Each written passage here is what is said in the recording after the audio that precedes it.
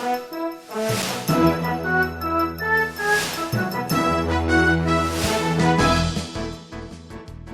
all of us are going to be standing today having this conversation. You don't want to miss it. That I did indicate at the beginning of the show that we're looking at the World Bank classification of Ghana as a high debt distress country, and that we're likely to hit, our debt to GDP is likely to hit 104% by the end of the year, and that we require some debt restructuring. That's one conversation. The other conversation has to do with the president's meeting with the chiefs and MMDCEs, in whose jurisdiction Galamsey is doing very well. And the president is asking for their collaboration, cooperation, and their assistance to fight this Galamsey menace. So that's going to be our second conversation. But this is how we intend to structure today's show. I'm going to have more or less like a one-on-one with Mr. Joe Jackson, who is the Chief Operations Officer of Dalex Finance, and also our in-house economist and financial guru would have a quick conversation with them, and I'll get the other resource persons to just give, a bite on, what they make of what the World Bank has said, and also the Bank of Ghana's decision to increase our policy rate by some 250 basis points. Some 250 basis points. Sorry, that's what I should be saying. It then takes it to about 24.5%. So that's how much money is going to be sold by the central bank to financial institutions that are interested in buying money or borrowing money from the central bank. But before I do that, let's just give you this quick, some news coming in, which is that the former president, John Mahama, has bagged Global Leadership Award from Liberty University. The former president, John Dramani Mahama, has been honored by Liberty University, Virginia, USA, with a Global Leadership and Economic Impact Award. The award, presented after his keynote presentation at the official opening dinner of the second 500 CEO Summit, and is to celebrate President Mahama for governing wisely, advocating and achieving a consistent track record, and that's on economic development, women's participation in education, and enhancing economic growth. Now, the Dean of the Liberty University School of Business, that's Dr. Dave Pratt, actually says President Mahama was chosen for this award because he demonstrates all of the successful traits of Christian leadership under the greatest pressure and responsibility of governing and being the chief executive for a nation, Ghana. Now, amidst applause from the audience of global CEOs attending the Nation CEO Summit, Dr. Brad said President Mahama exhibited a warmth and joy that resonated with everyone at the summit. Under Mahama's presidential oversight, the School of Business Dean noted Ghana saw massive infrastructure development drive in all sectors of the economy, including education, health, ports and harbors, rail, oil, and gas. Now, Liberty University, the world's largest Christian university, is hosting over 600 chief executives, political leaders, athletes, and faith leaders at the second 500 CEO Summit. President Mahama and that's Lieutenant Governor of Virginia on Wednesday addressed a convocation of the students' body. The former president also took part in the Africa Orientation Panel and interacted with students from Africa. On Thursday, President Mahama participated in Doing Business with Africa panel together with the Prime Minister of the Democratic Republic of the Congo, that's His Excellency Jean-Michel, that's Michel Sama Lukonde Kenga, the Finance Minister of the DRC, Nicolas Kazagi, Kadima Nzugi, U.S. Congressman, the Build Act, Ted Yaho, and USAID's former acting COO, Max Pre-Morix. So that's news coming in, which I thought I should share, or the team thought we should share with the public.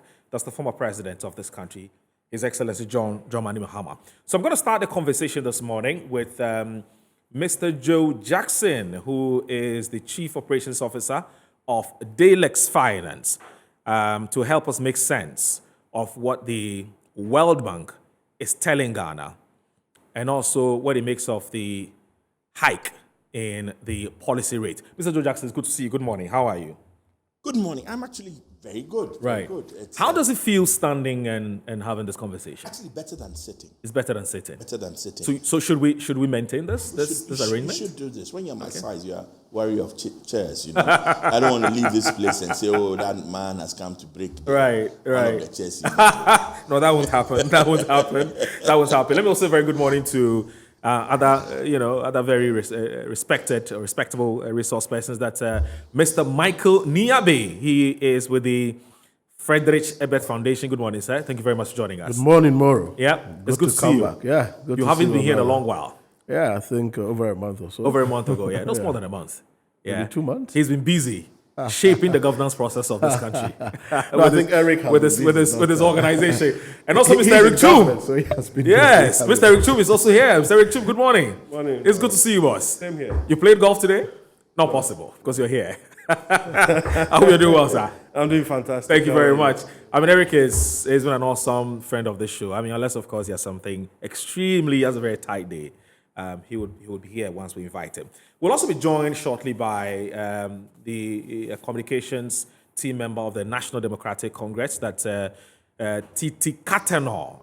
He's a big man. He'll be joining us shortly in a few minutes to also express his thoughts on the subject matters that we're going to be raising. But I'll start with Mr. Joe Jackson. We'll just do about 10, 15 minutes. He has a few things he needs to break down, and then I'll pick the thoughts of the other guests who are here. So, Mr. Joe Jackson, we're already engaged in the IMF. We are looking for a rescue package. The economy is in a mess. And some say what the World Bank has said appears to have perhaps been the last straw that has broken the camel's back. Do you agree with those who say that? Not really. Not really. Not really. Okay. And I say not really, not because the issues are not significant, Okay. but I say not really because we've known about these issues way beforehand. Okay. Even before, as far back as 2-3 years ago, Right. the World Bank had been making noises about you're not including in your accounting of your debt all the other components that you have. ESLA is one of them.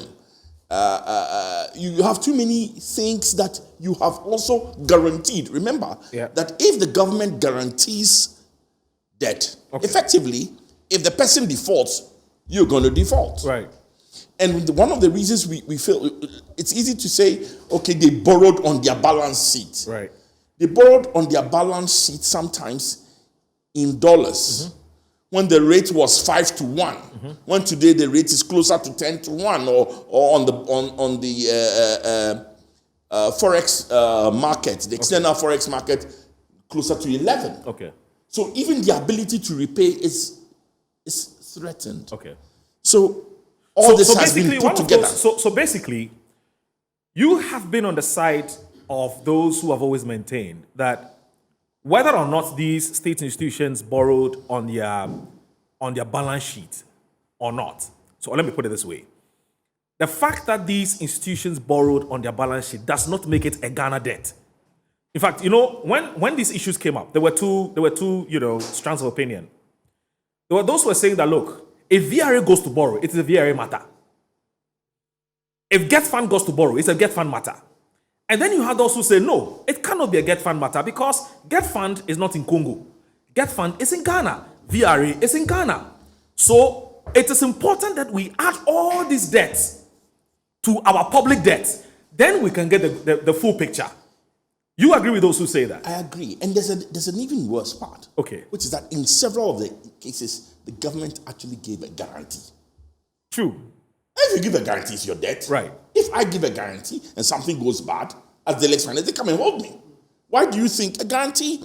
If you give somebody a guarantee, you must be prepared to pay if it goes bad. So the World Bank has actually added all these debts. Thank you. What we call contingent liabilities. Not just that, also some of the things that were our debt, but we kept insisting that they were off our official balance sheet. I see. Okay, please proceed with your So- analysis of this so 104 we're heading. 104, I'll be honest with you. 104 is just a number.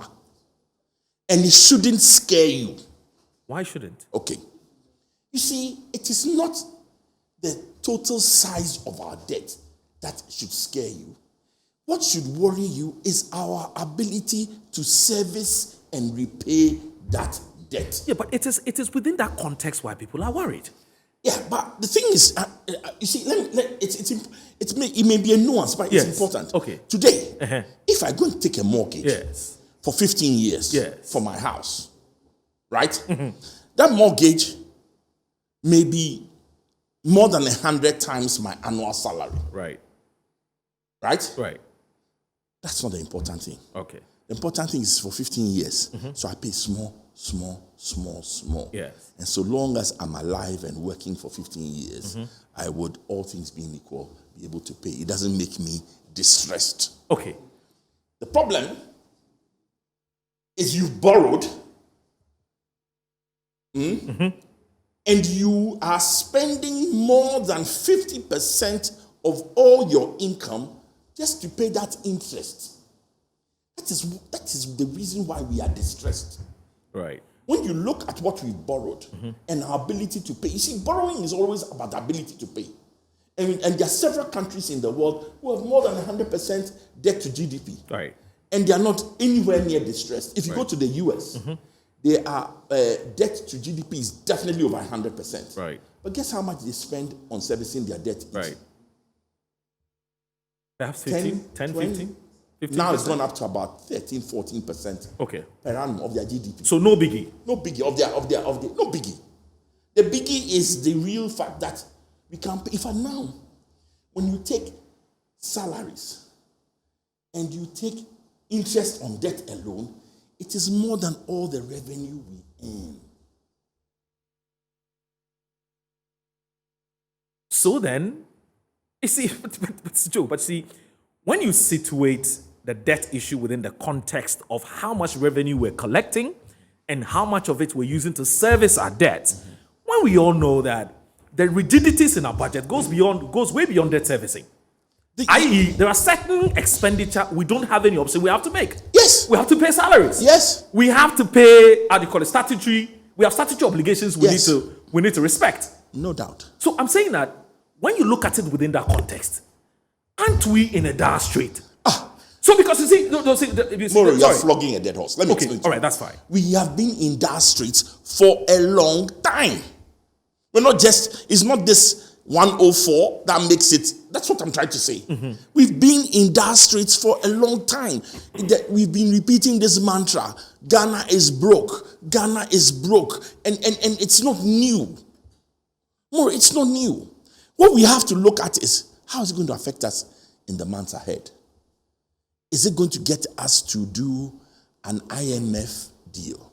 That's what I was coming there. Because we're talking to the IMF.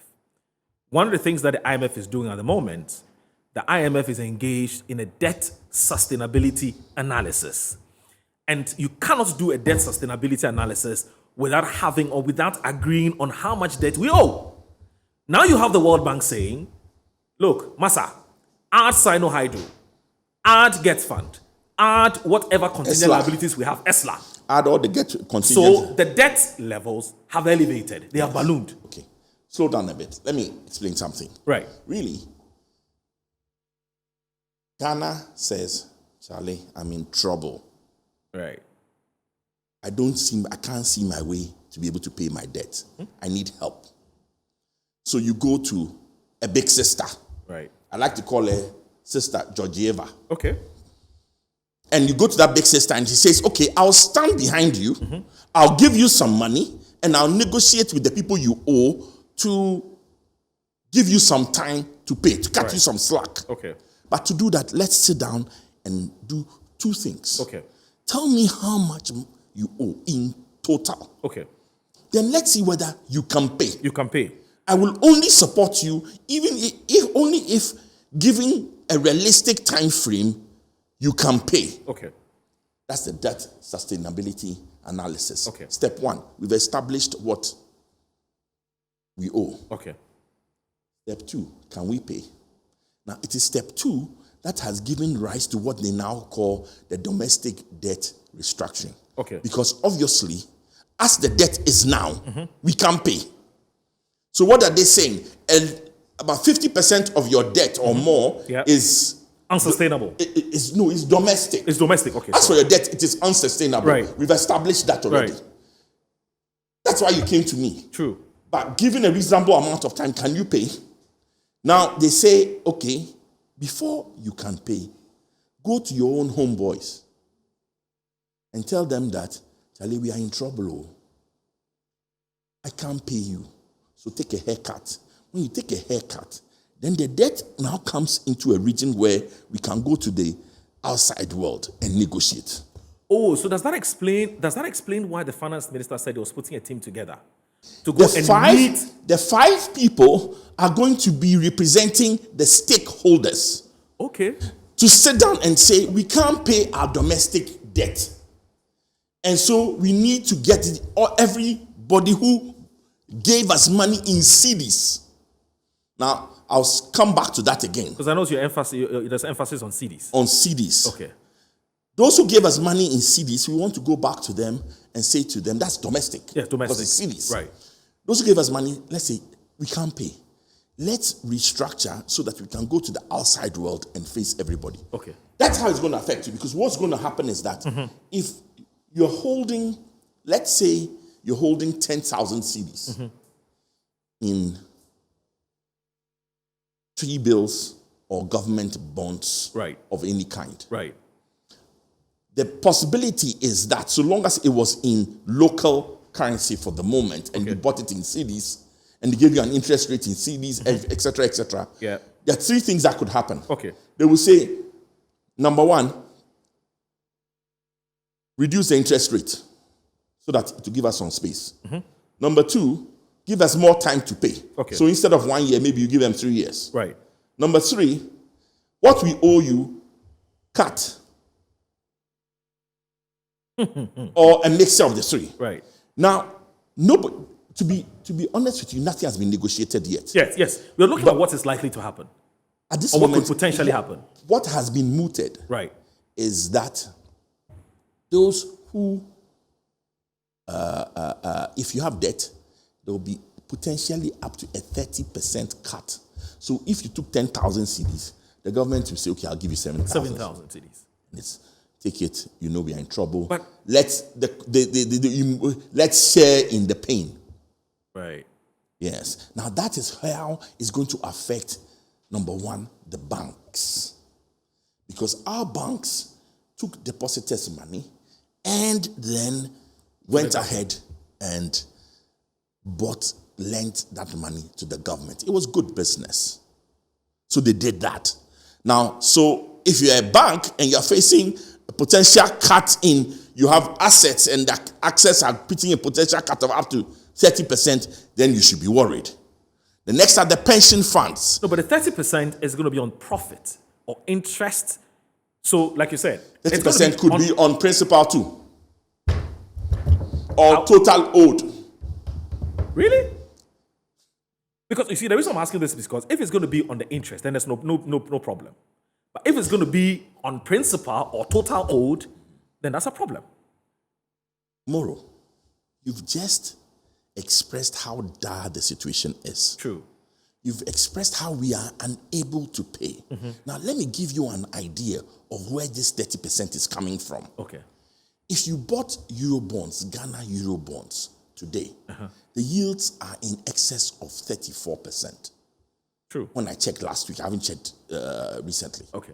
Now, you know what that means? If somebody is holding 100 cedis, $100 worth of government Ghana debt, he says, you know what? Charlie, Ghana debt is bad. Though. Give me 66 and take. Maybe Ghana will pay you. Maybe Ghana will pay you. Yes. So to take the risk of Ghana paying me, I would pay them $66 and collect $100. So you're basically cutting your loss. You're basically cutting your loss. Okay. Now, if you take those yields as representative of the risk and the problems we are facing, then a 30% cut here is not unreasonable. Well, that's from the government side. Yes. From the government side. Yes. But from the lender's side. And that's why he's setting up a committee of 5 people to go and negotiate. But in all of this, you're looking at inflation of 33%. No, you see, I think the point you're making is that there's some burden sharing which has to happen. And so inflation or no inflation, we've got to accept that's the reality. And so we all have to share in the pain. Yes. I'm not going to raise the issues about did we have to get here or not, because we've talked about that several times. Now we have to just deal with what the reality of the situation. Right. So you're saying that these are the likely, decisions that are going to be happening going forward because Yes. it's an idea which will be mooted. Yes. Okay.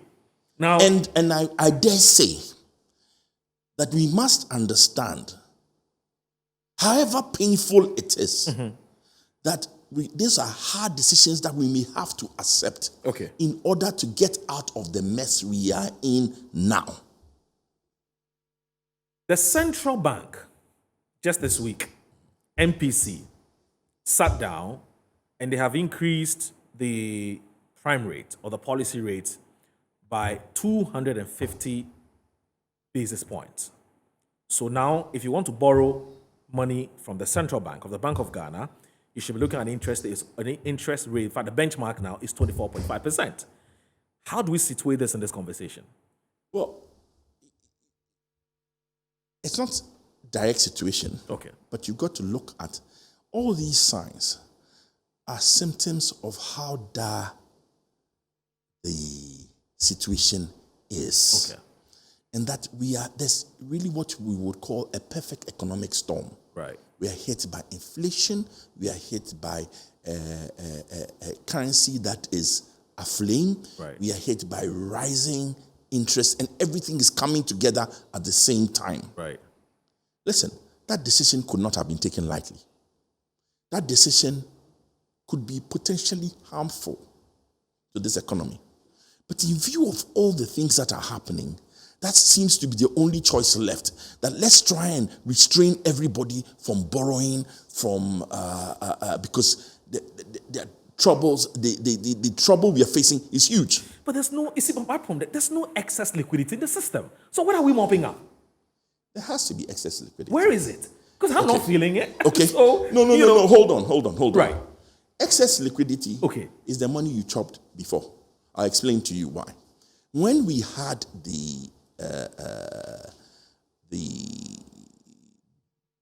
budget review, one of the things that was raised was that there was deficit financing.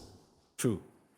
It depends on who you 22 talk to. billion cities. Well, the central bank says 11.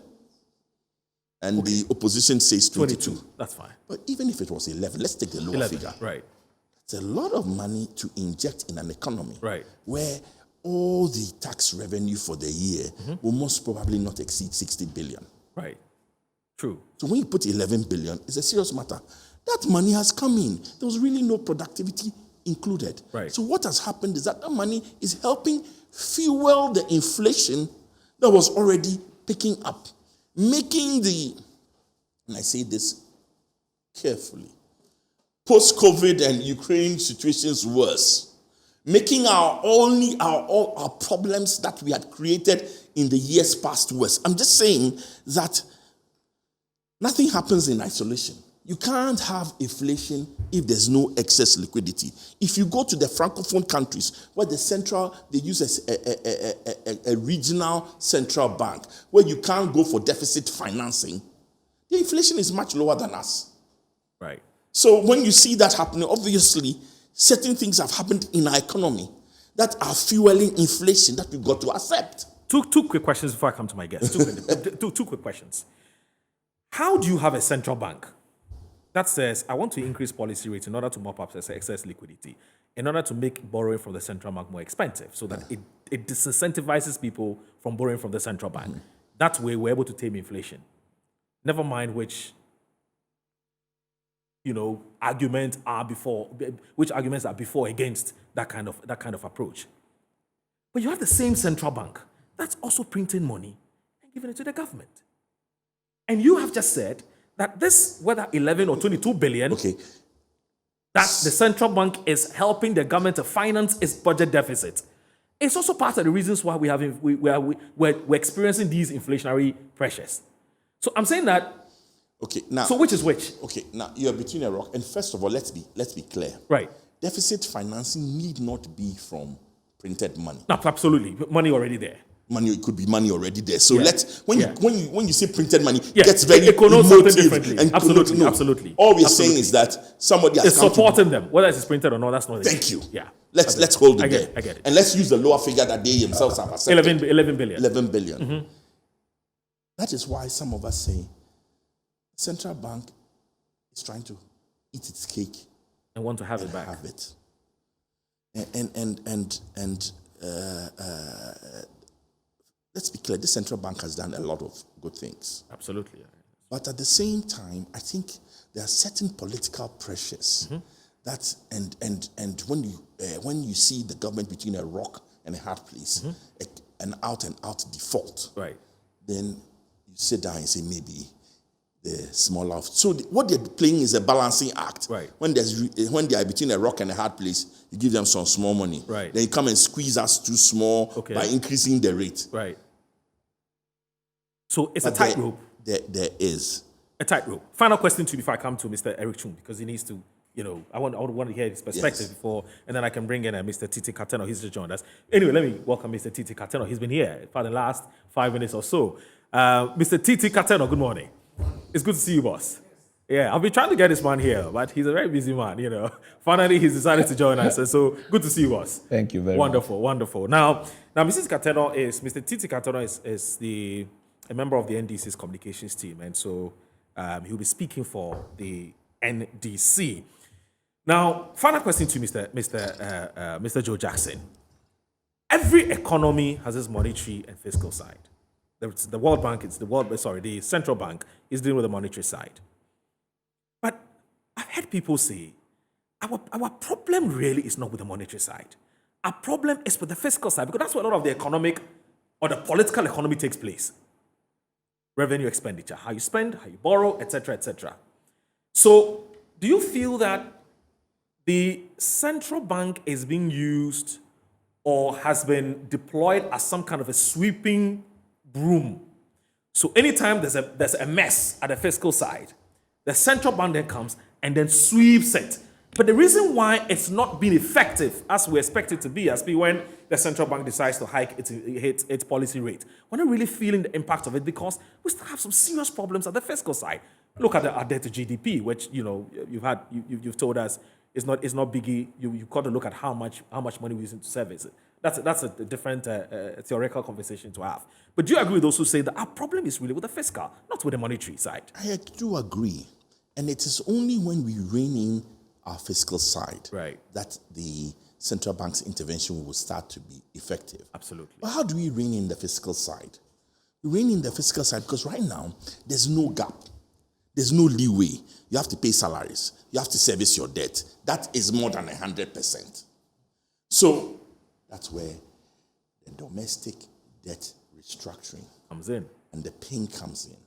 Because what it does is that it then, the pain we take, then will bring the fiscal side to a point where you can start to manage. Effectively, let me tell you what it means. Right. I raise up my hand, government of Ghana. Charlie, I know fit. I know fit pay. I can't do it. So guys, sit down. Okay. Let's negotiate a deal that essentially you will lose money. Okay. But it will bring everything to a point where we can go. Right. Remember, banks, commercial banks, pension funds, rural banks, all the financial institutions, we are all required to keep government paper at some level, right? And then possibly individuals who are holding government paper may have to participate in the haircut. Okay. Now, you could justify it and say everybody who's holding some money is a high net worth, has enjoyed the abundance of this economy. Okay. Effectively, it's a tax. This is Inside Pages on Metro Television. My name is Aldo Moro. I'm here with Mr. Joe Jackson, who is the Director of Operations, Dalex Finance, helping us to make sense of the World Bank's classification of Ghana as high distress country. It is also predicting that our debt to GDP would hit 104% by the end of the year. The World Bank has also said that we have to restructure our debt, otherwise we're in trouble. And Mr. Joe Jackson has been trying to explain to us what this debt restructuring would mean. And I hope you heard that. Now, I also have Mr. Eric Chung, who is one of the stalwarts of the New Patriotic Party, especially in the area of communicating for the party. He's also here with us. Mr. Eric Chung would have a bite on this. And then Mr. Titi Kateno and then Michael Abbey. He's not an economist. I mean, he and Titi will tell you they're not economists, but they know about the economy. Well, they are not You economists. feel it in your pocket. They live in the economy. They know about the economy. Yeah, because they live out. They live out. You know? They feel out. You know. So we'll do this briefly and then we'll go to Galamsey, because that's our biggest topic for today. This was just meant to be, you know, quick explanations, and then we'll move on to the bigger issue. So, Mr. Verichum, I don't know whether you side with some of the things that Mr. Joe Jackson has said. And again, I've heard the NDC say, oh, you are? I told you so. I mean, we mentioned to you that all this talk about, you know, this, as for this debt, it belongs to this institution, then let's not add it to our public debt. We feel vindicated. Well, thank you very much. I mean, for me, anytime we start talking about the Economy. I just go back to my A-level economics tutor. Now, it's very clear. There are key fundamentals of how to define if an economy is doing well or not. Absolutely. You know, and you cannot mix that with politics. You cannot mix that with emotions. So when you say inflation, everybody knows what the true definition of inflation is. Everybody knows what the true definition of a GDP is, what interest rate is, and what those things mean when either it's up or down. So normally, I don't even have these kinds of debates with people on if the economy is doing well or it's not doing well and all of those things. Now, I'll always see because the data is there for all of us. It's there for us to analyze, and then based on how you look at it or even your orientation, you would be able to come to a conclusion if, well, the things that we are putting in place is actually working or not. You mentioned issues to do with rigidities. Right.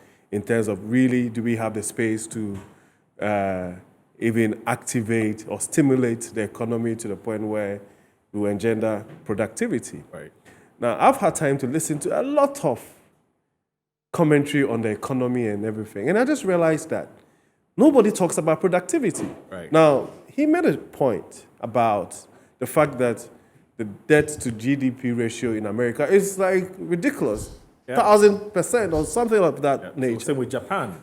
Or Japan. But there's something there, there's a certain factor there that differentiates those economies from ours. Right. And that's low productivity. True. Right? So you have multi-factor productivity when it comes to goods, services, capital, and how these communicate with each other, and even labor. I mean, it's probably a bit idealistic. For example, if everybody went to work from Monday and decided that I would take a cursory look, do an evaluation of my work, and decide that we would add 5-10% more efficiency to the work that we would do, our GDP and all these things that we are talking about would increase by 10% or more. Yeah. And so for me, yes, like we said, we all know what the issues are. Since I was a child, we've been talking about issues to do with the Gettysburg economy and how it affects us. And the fact is, it's very clear. 80% of the inflation that we are facing today is imported inflation. It's imported inflation. Okay. Right? And I'll tell you, for example, 2 years ago, or prior to COVID, someone that was bringing freight from Shanghai or somewhere was paying 600, 700 Ghana cedis. Now they're paying dollars. Now they're paying $6,000. Right? Right. There's inflation in the UK, there's inflation in Turkey, there's inflation in China, everywhere. Now, because we have an economy that is predominantly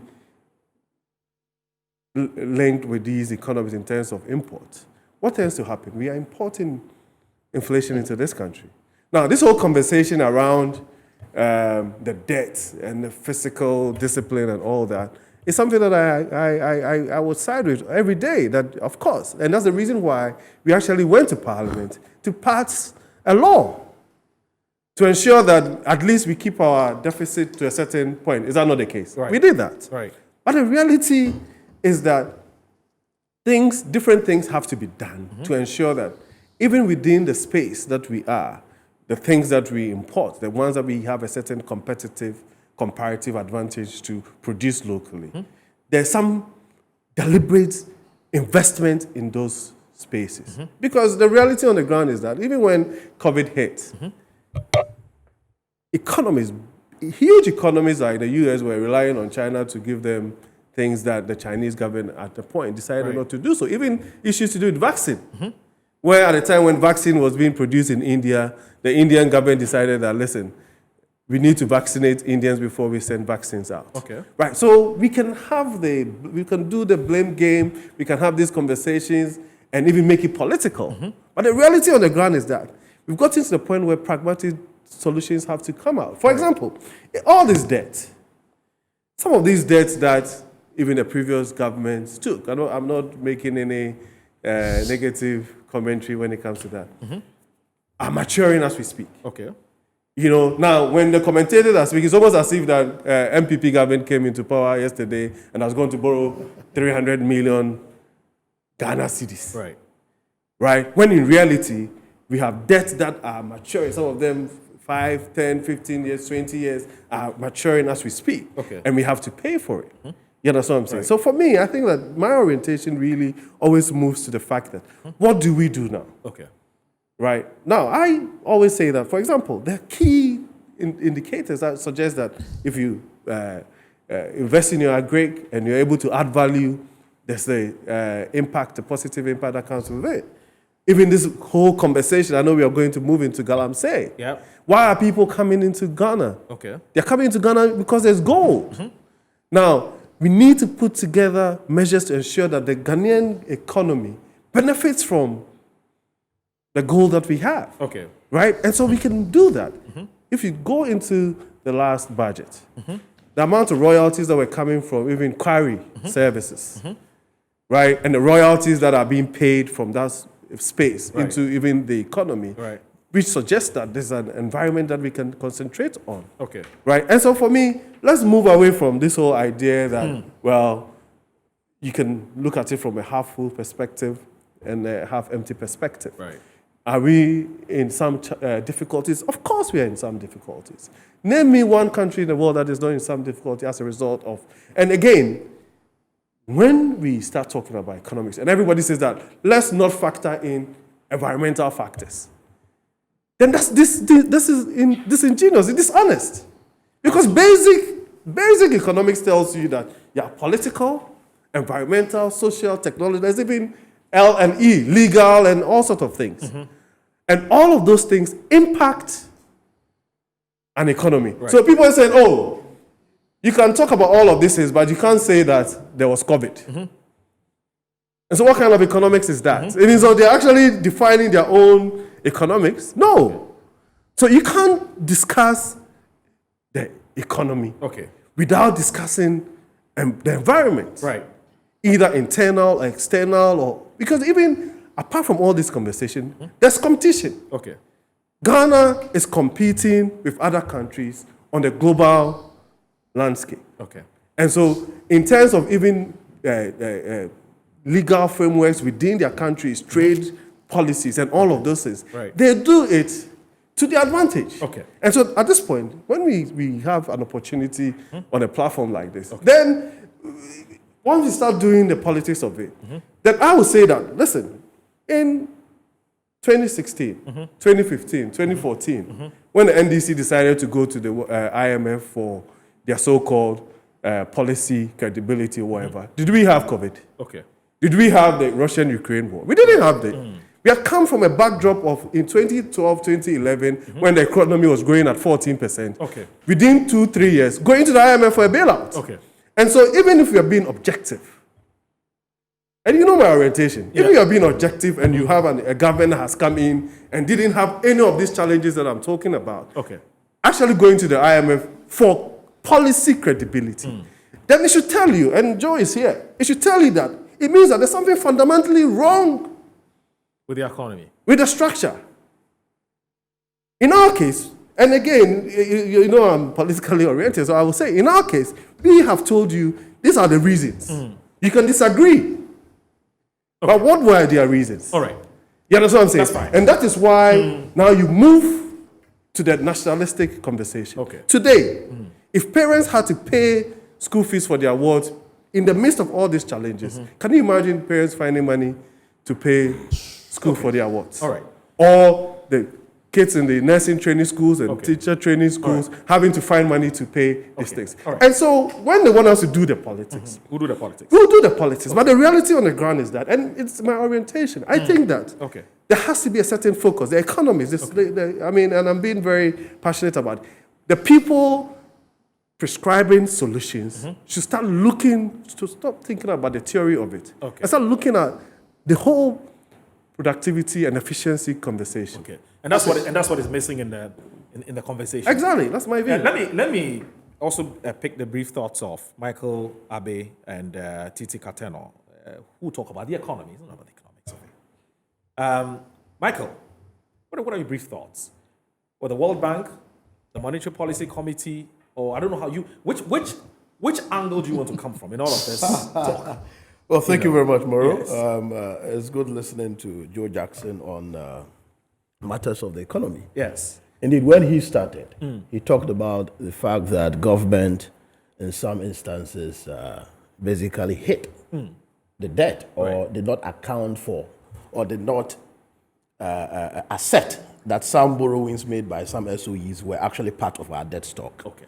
And one would ask whether that does not underscore the issue some Ghanaians have been raising about data integrity as far as financial reporting and data management is concerned.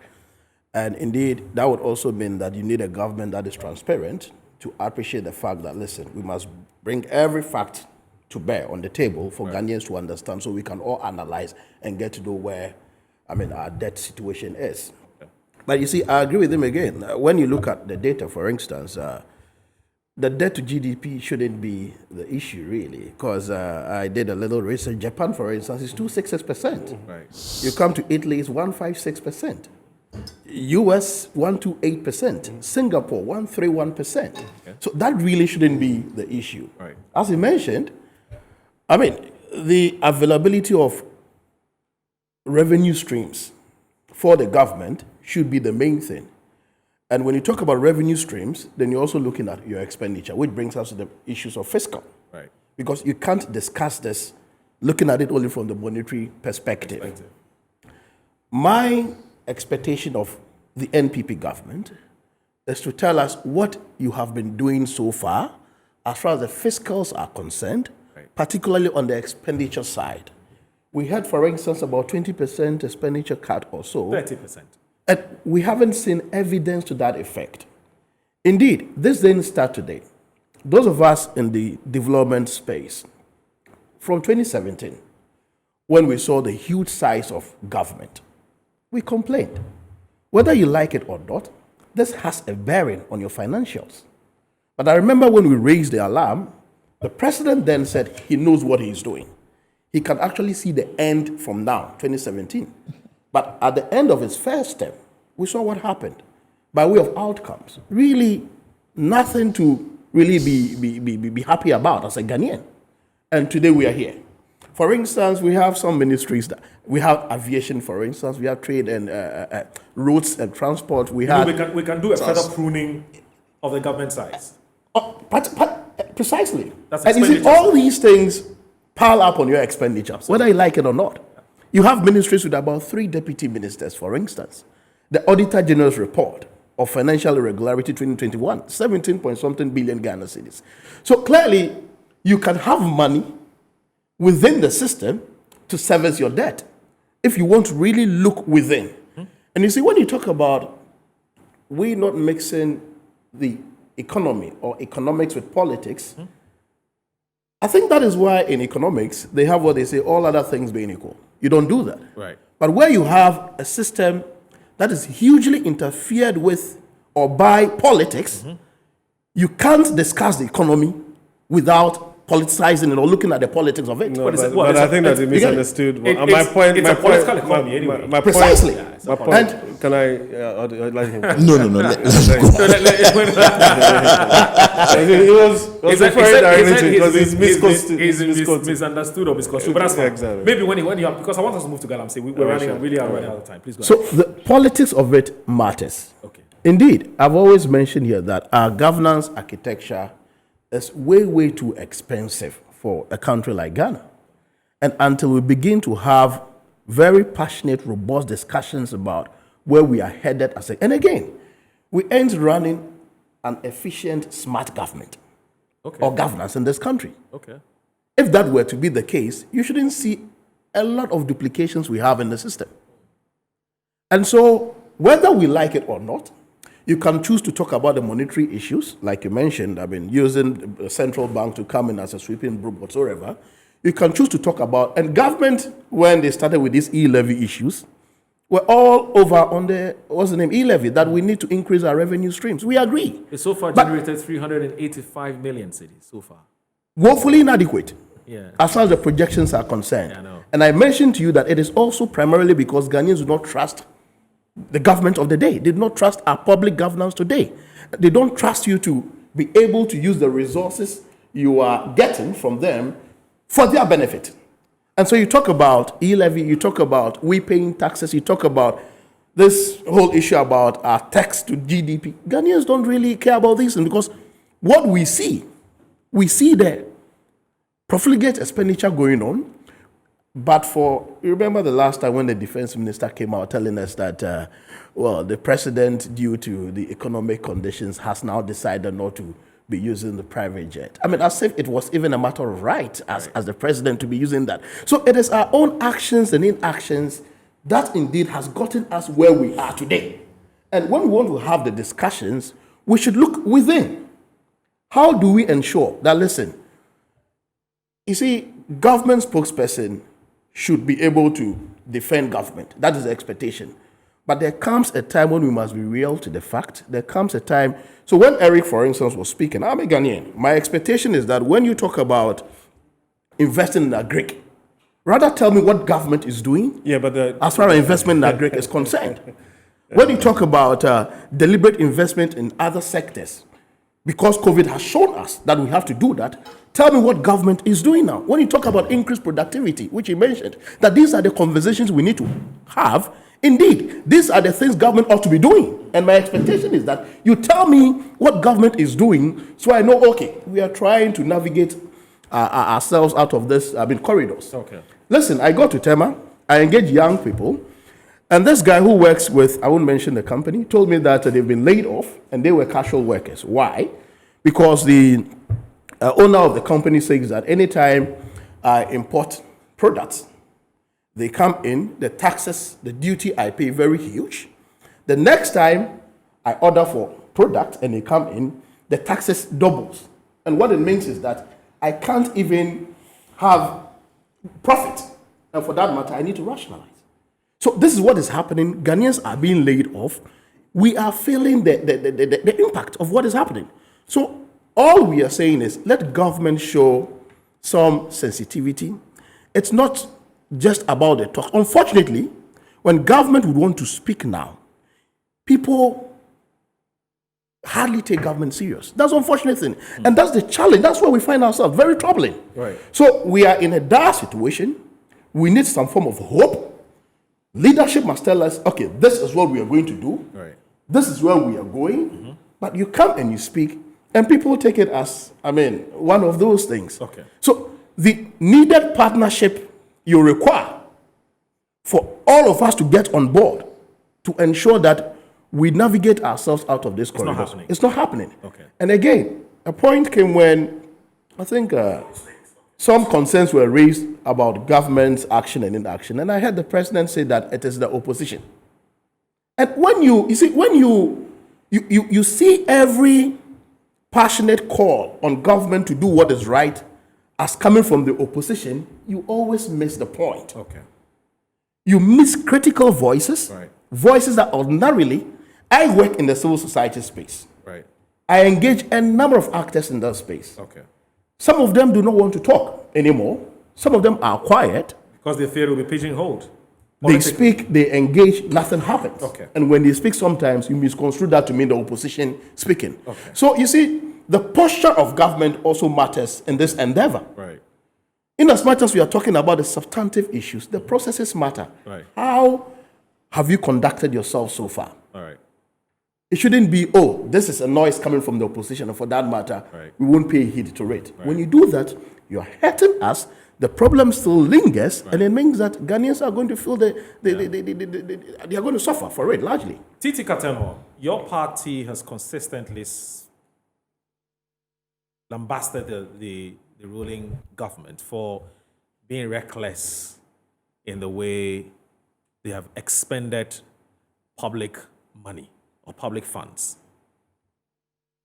Do you suppose that should largely be blamed for why we find ourselves at the moment? Because, and I'm asking you this question because of what the World Bank has said, which is talking about our public debt and the fact that it is ballooning. Help us appreciate what you mean by the government has been very reckless. For you, it is what it is. Simplicity, no long talk. Oh, thank you. Good morning. How long is your program? Well, it's going till 10, but unfortunately, you have just 10 minutes to wrap up on this because we have Galamsey to deal with. I just wanted to appreciate so that you know how long your lecture can take. This will go on for the next 3 hours. So, I can see 20 pages. Can you please make it 5? I'll cut it short. Thank you, boss. Basically, we can say that Ghanaians voted MPP into power because they felt NDC was a very, if I should say, a name they tagged us with, incompetent. Right. But this same incompetent government was able to put buffers when we were in government. MPP came into government, we appreciated them. Ghanaians had voted, we accepted it. But when they moved on, we realized that we're seeing the red flags. And we kept saying, hey, watch it.